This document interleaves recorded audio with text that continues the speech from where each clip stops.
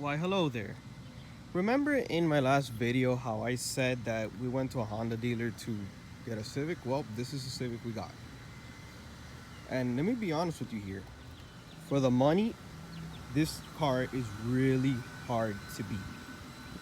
It's a very well equipped car.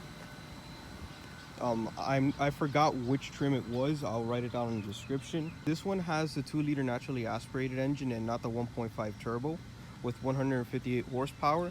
And if I could be completely honest, it does not feel like 158 horsepower. It feels like it has more. While this thing, of course, is not super fast, and the 1.5 is obviously faster, this gets up and goes respectively. It does not feel underpowered. In day-to-day city driving, it feels great, to be honest with you. It's comfortable, it rides nice, it's very well equipped. And let's go inside.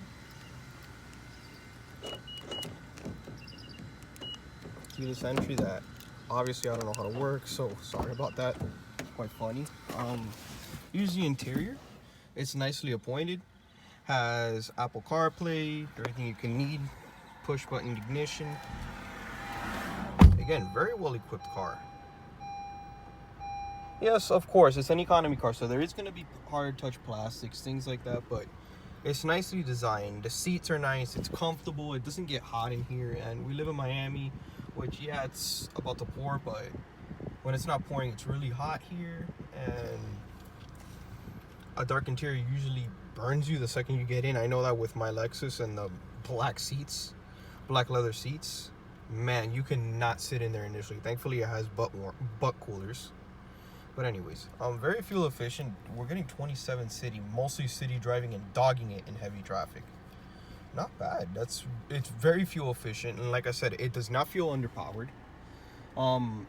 This replaced the Corolla, which in itself is a nice car. It's also very well equipped. It's reliable, but to be honest with you, this is a lot more car than the Corolla. And for 22 grand sticker before negotiations, this is hard to argue with. My personal choice would probably be the Sport SI or Type R stick, but that's besides the point. This is, like I said, hard to beat.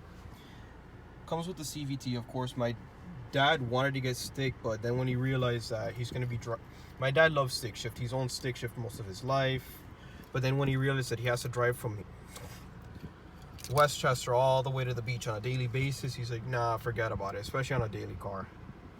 He's also approaching his 60s, but I got my love for cars from him. Has Apple CarPlay. Can't show it right now because I'm not connected. That'll be a future video. And one of my favorite features about this is the lane assist. It doesn't have it on the left side, unfortunately, but it has it on the right side, as shown here, that when you use the turn signal. Oh, I just showed it right there. I'll still put a demonstration video. When you use the turn signal, it shows a nice little camera right there. It shows every angle. Also has a very nice backup camera. Now, the infotainment system itself is a little confusing, kind of a pain, but it's one of those things that when you live with it, you get used to it, I guess. The stereo system is nice for a car of this price. I've been blasting my techno music in it and my trance music. Yeah, techie right here. And very soon, I will make a point of view video of this once I get my GoPro. I am waiting for my paycheck. Stay tuned for more. And like I said, if you're in the market for an economy car, this is the way to go.